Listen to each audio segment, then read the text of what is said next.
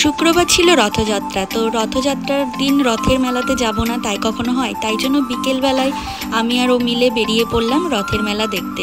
তো আমাদের এখানে মোটামুটি অনেক জায়গাতেই বড় বড় রথের মেলা হয়, তার মধ্যে এই কলেজ ঘাটে আমরা চলে এসেছি। এই যে দেখতেই পাচ্ছ মেলা বসে গেছে, দু সাইড দিয়ে প্রচুর দোকান বসে, খাবারের দোকান, পুতুলের দোকান, আরও অন্যান্য জিনিসের দোকান। আর লোকজন দেখো কত ভিড়, বিশাল ভিড় ছিল। তাও এবছর একটু ভিড় কম দেখলাম, আগের বছর তো পা ফেলার জায়গা ছিল না। তো যাই হোক, তারপর দুজন মিলে চলে গেলাম প্রথমেই জগন্নাথ প্রভুকে প্রণাম করার জন্য, মানে রথের দড়ি টানার জন্য।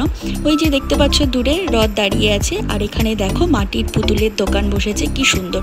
আমার মনে আছে ছোটবেলায় যখন আমি গ্রামের বাড়িতে থাকতাম, তখন আমাদের গ্রামের বাড়ির কাছেই রথের মেলা হতো।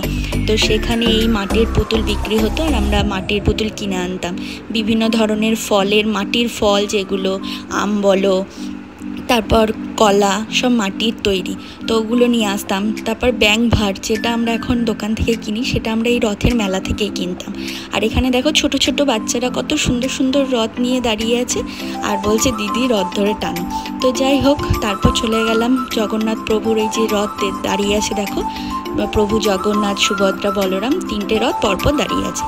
তো এখানে ঠাকুর প্রণাম করে তারপর চলে গেছিলাম মন্দিরে। পাশে যে মন্দিরটা দেখতে পাচ্ছ, ওখানে জগন্নাথ প্রভুর মূর্তি আছে, তো সেখানেই চলে গেছিলাম। তো সেখানে প্রণাম করে তারপর চলে এসেছিলাম মেলা ঘোরার জন্য। আর তোমরা কে কে রথের মেলায় গেছো ঘুরতে অবশ্যই কমেন্ট করে জানিও। আর রথের দিন তো একটু একটু বৃষ্টি হয়, আমাদের এদিকেও হয়েছিল, কিন্তু যাই হোক বিকেলবেলায় ভগবানের কৃপায় বৃষ্টি সেরকম হয়নি, তাই জন্য খুব ভালো করে মেলা ঘুরতে পেরেছি। আর এখানে আমরা প্রসাদ নেওয়ার জন্য দাঁড়িয়েছিলাম, প্রসাদ পেয়েও গেছিলাম। আর মেলা থেকে সেরকম কিছু কিনিনি, রথের মেলা মানে তো খাওয়া দাওয়া তো থাকবেই, পাঁপড় ভাজা, জিলেপি, এগুলো তো থাকবেই। তো এই যে বাড়ির জন্য নিয়ে চলে এসেছি পাঁপড় ভাজা আর জিলেপি। আর জানো তো এই রথের জিলেপি খেতে তো আমার খুব ভালো লাগে। তো তোমাদের কেমন লাগে অবশ্যই কমেন্ট করে জানিও। আজকের মতো এইটুকুই, টাটা।